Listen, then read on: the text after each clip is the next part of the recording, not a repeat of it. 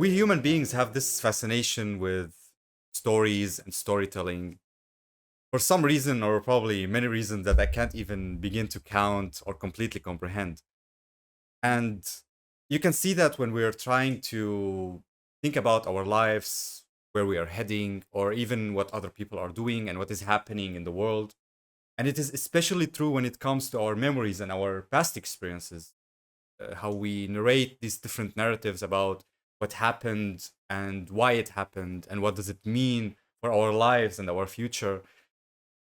And one thing we know about stories in general is that they are rarely based on complete truths or facts, that they're always exaggerated and have some fantasy element in them. And they are pretty much based on certain beliefs that we have, emotions, just or our cognitive biases. And this brings me to the idea of this episode, which is the power of self-delusion, and that we are always deluding ourselves one way or another because of these stories. And this idea have huge connection to self-improvement and how we could cultivate it in general to improve ourselves and change our lives. But before we go into that, I want to ask you first, what do you think about this idea of self-delusion in the first place, and why do you think we delude ourselves in general? A fun answer Mhm. to this question is life is a little bit dull. A little bit what? Dull. Dull. Dull. So I always need a little bit of spices. And yeah. hey, I'm not gonna lie. Even you know that. I love spices. So I wasn't phrasing that as negative or positive, just so you know. just that's what I'm saying. Like the fun answer to that question is that life is a little bit dull, and we need a little bit of spice. Maybe that's why we need stories. And spices are always good. You know, whether it's in food, whether it's in storytelling, whether it's in our self-delusion. Yeah. This is the fun part. The more boring part of it is, again, we're just too complex. There's too many factors at hand that would always in that would always get us to a point where we're switching the story or we're switching the facts to something that would fit us, benefit us, that would fit us, benefit us, or maybe confirm and validates who we are or what we're feeling. So look at it from many perspectives. So first of all, you have the factor of confirmation bias. Your perspective on life and a lot of things is usually based on your experience and the stuff that we've talked about in previous episodes. So when you're perceiving a story or when you're perceiving a situation or a fact, it's always going to get influenced by these things.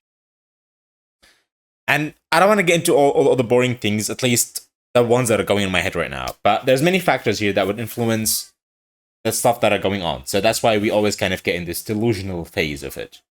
Or in this delusional state where we start deluding ourselves and making up stories, adding some spices, making some changes and so on and so on. And just so we're clear, I think that it's quite fine to do that as long as you're not changing the facts of what's going on.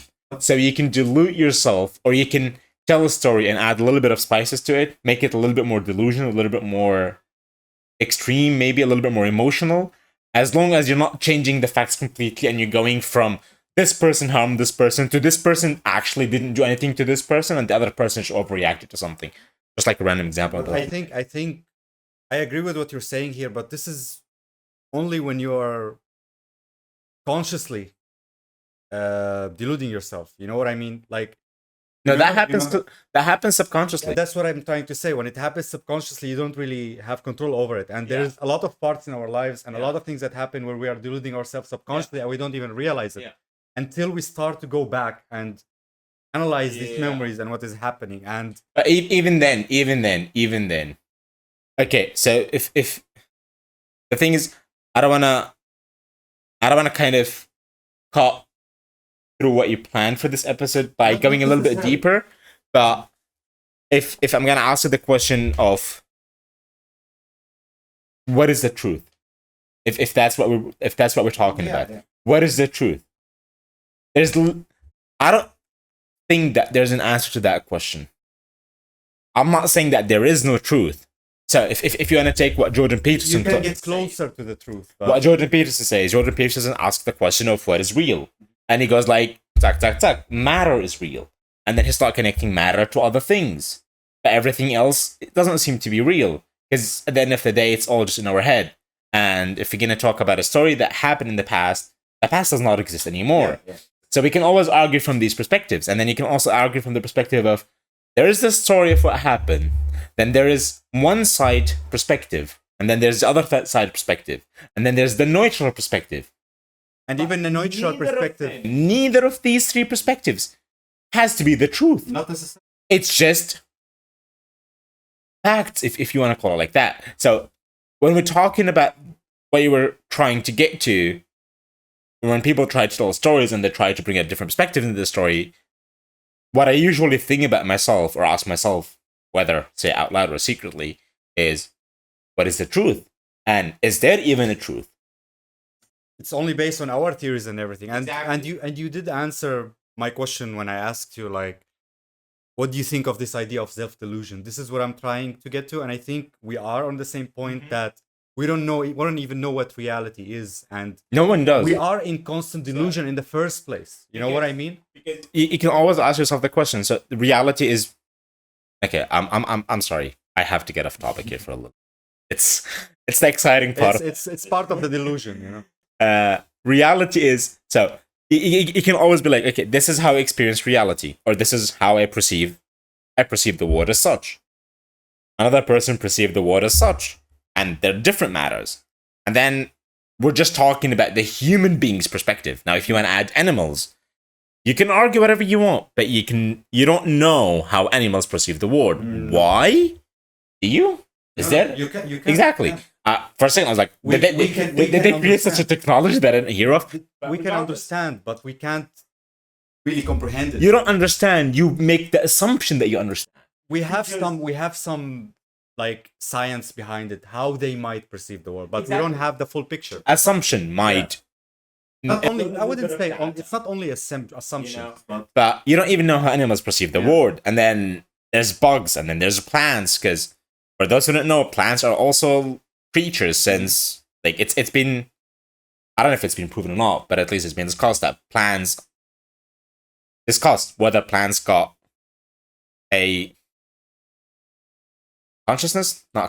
Consciousness is not the word that I'm looking for, but like they are able to. They are living things. They are living things. You know, when you've got a forest and there's a tree in the forest that's dying or that's missing nutrients or missing water or whatever it is, the other trees in the forest will be reaching out to the roots of that tree, and they're helping that tree.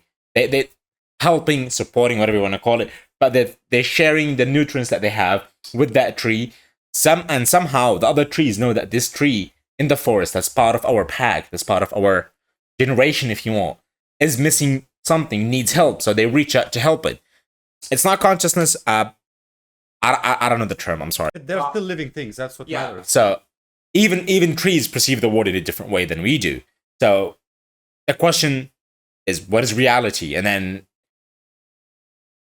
I don't think anyone has an answer to that yet, to be honest. Maybe there is somebody with the answer. No. I don't know.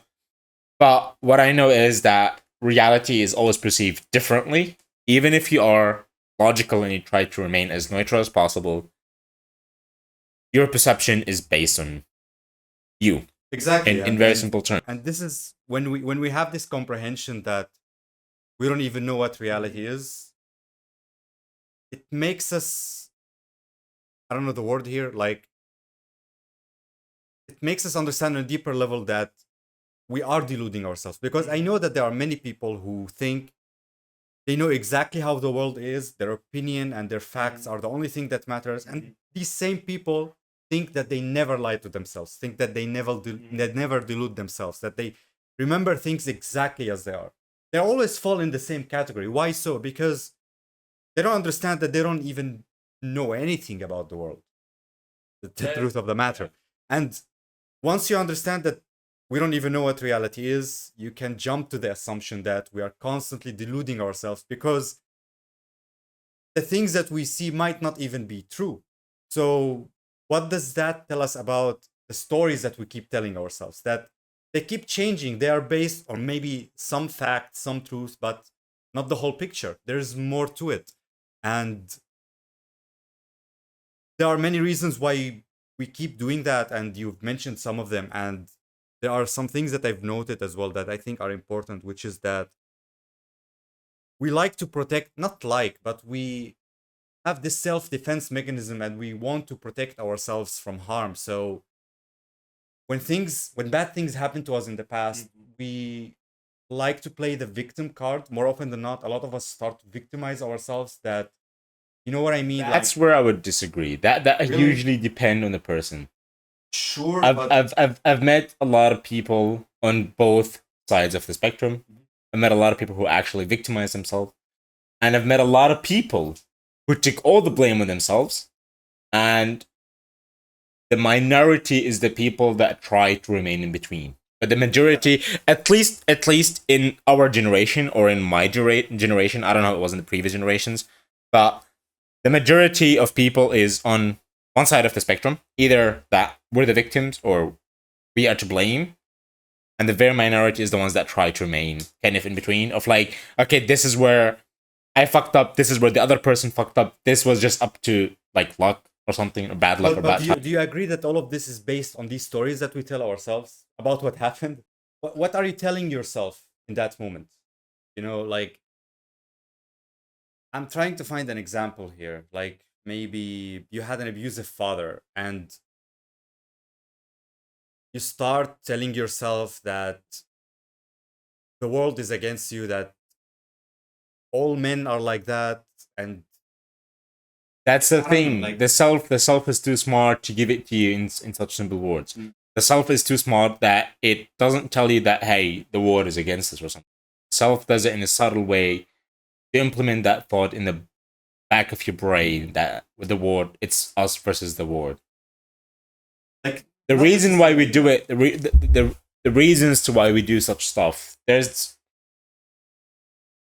at the end of the day, in a more general matter, if I'm gonna disregard a lot of the factors here, we have this tendency that we want to get through life, hardships, situations, and the minimum amount of suffering. So our brains try to connect what's going on with how we've experienced life so far, what's familiar, what kind of pain we're used to, and our brains try to make it like, okay, this is how it is. You know, like I'm the victim because it's easier to blame, because it's easier for me to blame other people. You're protecting So, yourself. I'm gonna blame. I'm gonna say that I'm the victim here, and the world is trying to get to me because it's the least amount of pain to me because I've been exposed to that pain before, or to that delusion or that idea before, that I kind of got used to it, and I can come to terms with that. And if I try to take a different approach, then the pain is gonna be like 10 folds, 10 times that. So the brain or the self, whatever you want to call it, use it as a defense mechanism to, make it less hurtful than it could be. And it's easier to fall into this type of like black and white thinking and like, yeah, putting the blame on others and generalizing thing. It's a much easier decision than changing that narrative. And we've already talked on multiple occasions about how, the same two people could experience the same thing, and one of them will start to blame the world and victimizing themselves, and The hero and the villain. exactly, and the other person is gonna empower himself, is gonna change the narrative and see the positive things in that experience and cultivate it in the world, and this brings us, I guess, to the important thing about this episode. The thing that I really want to talk about is how we can change these narratives that we have, these generally negative narratives that we keep telling ourselves about past experiences in order to change our lives. Before we get into that, I'm just going to give an example here to add a little bit in perspective the power of self-delusion. As a child, So as we are Middle Eastern, there's a Middle Eastern dish, and as a child, I hated the way that dish looked. I don't know why. It doesn't look even bad. It doesn't even look disgusting. But I just, as a child, I hated the way that it looks. And I made up a story as a kid that if I eat this You food, hated what looks? I a didn't get the dish, word. a dish, a Okay, dish, okay. food, a type of food, Yeah. a certain Arabic Yeah. dish, Okay. Now you I'm know. connecting. And I made up the story as a child that if I eat this food, I'm gonna throw up, as if it was some sort of allergy or I don't know. It just a story a dumb child can make. And I was lying about this for about a year until I started believing it. And becomes You know, and I remember the first time the realization hit me was a few years after that, when someone from my relatives invited us over for lunch, and they had cooked that food. And when I saw it and I smelled it, I actually felt like I'm gonna throw up. And then I was thinking about it, like, I've never tried that dish before. Why did it seem so disgusting? Then after a few years again down the road, which seems a little bit silly, like a story that a child made, and then 10 years later, probably you started realizing that you were lying to yourself. But this is how it happens. Anyways, exactly. A few years later, like I don't know, that happened. A lying started when I was like 6 years old, 7 years old, I guess, and around 18, 19, I guess, when I was 19 or 18, I had thought about it, for whatever the reason that is, it just came up. And I realized that I actually never tried the dish. The dish doesn't look bad. It genuinely doesn't look bad. It doesn't look anything bad. It just looks like any normal dish would look like. And for some reason, I just hated the way it looks. I lied to myself. And I believed the lie so much that when I smelled or got near that food, I almost felt like throwing up. Even though I've never tried the dish or had anything to do with it. The power of self-delusion is that if you, which is why a lot of people talk about, um, God, I'm getting old. When you positive self-talk, what is it called? Positive thinking. No, positive self-talk. When you're talking to yourself in the mirror. Affirmation. Positive affirmation. Positive affirmation. Thank you so much. Which is why a lot of people recommend positive affirmations, because it works. It works. It doesn't work on a deeper level, of course, because at some point, just like I realized that I was lying to myself, you're gonna realize that maybe you do not believe any of this.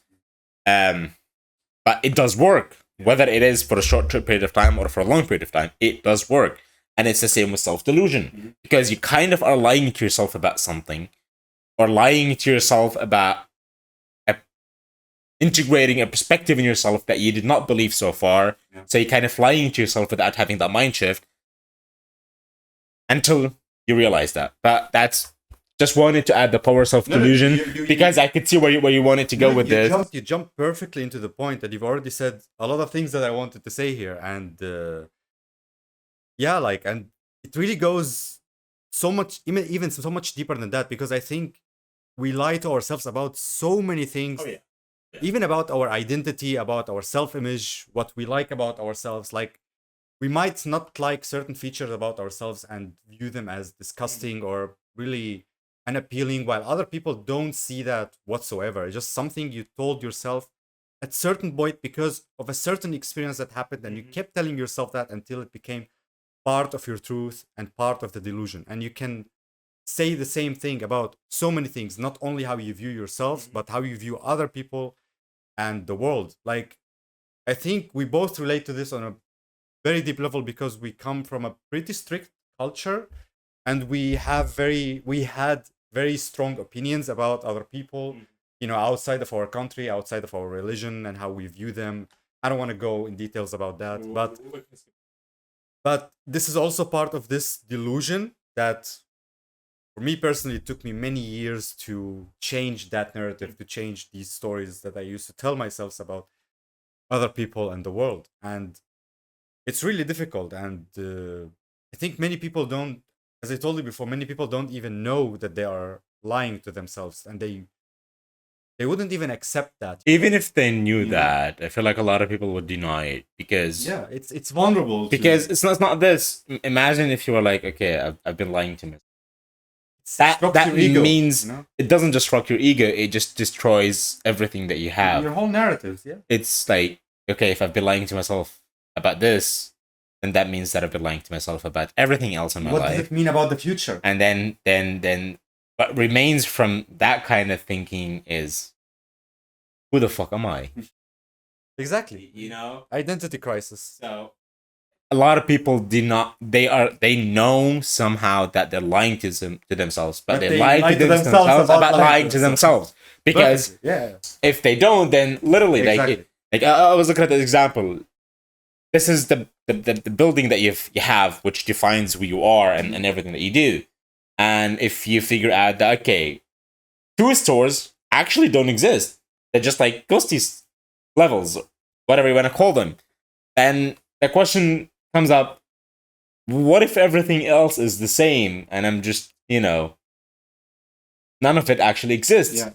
Then that whole building of what makes you, or based on what you think, of course, just crumbles down or just fades. And then I think that's scary. This is what happened to me at a certain point, and it was at the same time when I was listening to a lot of Alan Watts and Sam Harris, and we've talked about this before, like when they started to talk about the self and pure consciousness and all of these things that I thought for the most part that they were bullshit, that they were not true, like realistic ideas, I guess. This is when I had this like identity crisis. It took me really a long time to change some of these narratives, and some of them are still hard to change. And yeah, I think if someone wants to, like, let's say you understand that you are lying to yourselves, you are living in this big self-delusion, and you know that you can't completely get rid of delusion because we don't even know what the world really is or reality is. You know that. So what is the next step?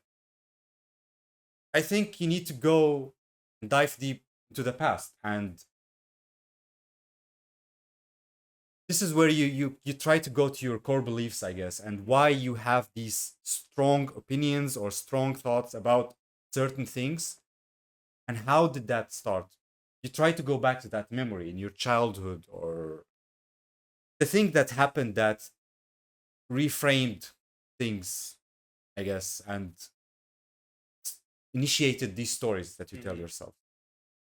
What do you think about that? It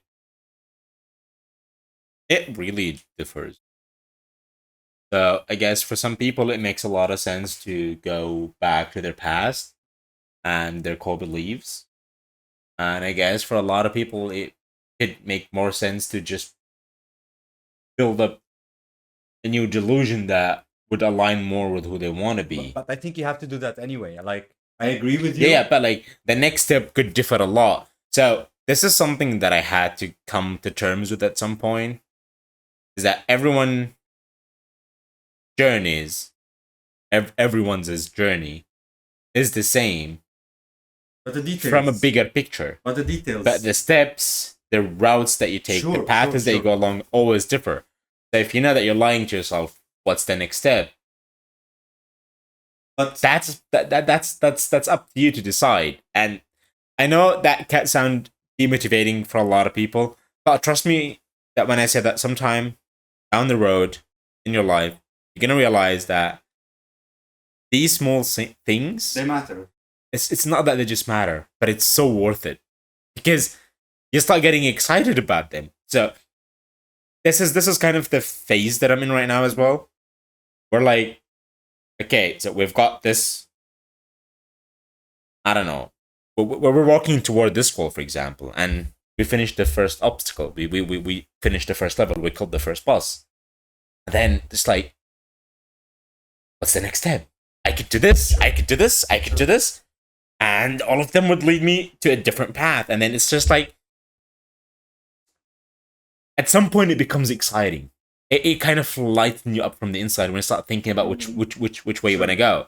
At the beginning, it is really demotivating. It makes you it's hard because you don't know where to go. You don't know what you're doing. You don't have and like, you don't trust yourself. I've been there. But the one thing that I can tell you is that at some point down the road, these small decisions about what the next step is, they're gonna be really exciting. They're probably gonna be like the best moments in your life. Well, while I do agree with you, but I think this is probably a subjective thing because I tend to give steps like even when I do my YouTube videos, I like to do this kind of structure or steps because this is how I function in general. Okay. But I'm not saying that you need to follow certain steps 100%, but I feel like even these steps, they give you a story, they give you a narrative that I'm gonna start here and this might lead me to this point, this is what I have to do next, and eventually I will reach this conclusion. I think it can be motivating, but the problem is, and this is where the problem that we all fall into when we read too many self-help books is that we might take things too strictly and literally, and we have to follow this exactly in this way.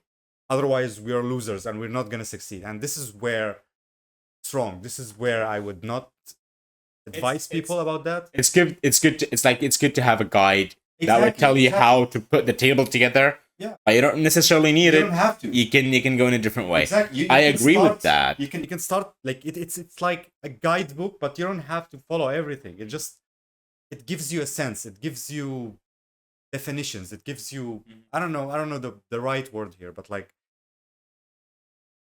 it's like a trailer for a movie. You know, you have an idea where this is going, what is this about, and now I'm gonna watch the movie, you know, and roll with it. And the trailer is sometimes misleading. Sometimes it's not doesn't tell the whole story, you know? So yeah. And I do agree with you that I don't know if this is right for everyone, but in order to go further in your self-development, it's good and it's important to reframe these self-delusions that you have in the past. Like, how do you frame these stories? Because I think if you keep victimizing yourself about so many things, it's hard to grow in life and to start, you know, maturing and not taking things too personally. And this is something that I do still struggle with even now. Like, I victimize myself in certain things. There are other areas where I changed these narratives about myself, but there are other areas where it's still pretty difficult and I have to work on that. It's a continuous journey, just something you just like so many other things, you just keep going, you know, and there's always room for growth and improvement. At some point, you're just gonna figure things out. It's just gonna make more sense, I guess. I think the most important thing is that you know that you're lying to yourself and don't distract yourself from that truth. Don't lie to yourself that you are lying to yourself, because this is something that we also fall into way too often. Way too often. It's a big loophole to get into, and it's really hard to get out of it. Because if you're gonna start questioning every lie you told yourself about lying to yourself, then there's a lot of knots in there that got tangled together that you have to unknot them, and then when you do too much knotting and unknotting, that's gonna lead you to question: am I nodding or am I not nodding here? And it can be a little bit of a brain. Even that gives me a headache, you know. A bit of a brain fuckery where like you get to the point and you start wondering to yourself like, am I lying or not? Am I lying to myself or not? Am I lying about lying or not? Is this another lie? Is me questioning myself lying to myself about something else? Is this another lie? Yeah. And that's a really it's a big loophole that you can get into. Especially in these moments where when we are not self-aware, you know, like it can be an endless. Yeah. An endless. English is not Englishing today. Now it made me realize that maybe this is why we get stuck in thought loops when we take psychedelics. This is another topic, but I just made the connection now in my brain. Maybe because on psychedelics, like on LSD, all these kind thoughts of loops get intensified, and then it's like the loop is bigger and it's much harder to get out of. It's pretty interesting. It's something I need to. It's like the loop comes to the front of your brain, I guess, and something I want to think about more. yeah, I guess that's it for this episode. So thank you so much for watching, and leave a like, drop a comment if you have anything to say, and we'll see you in the next episode.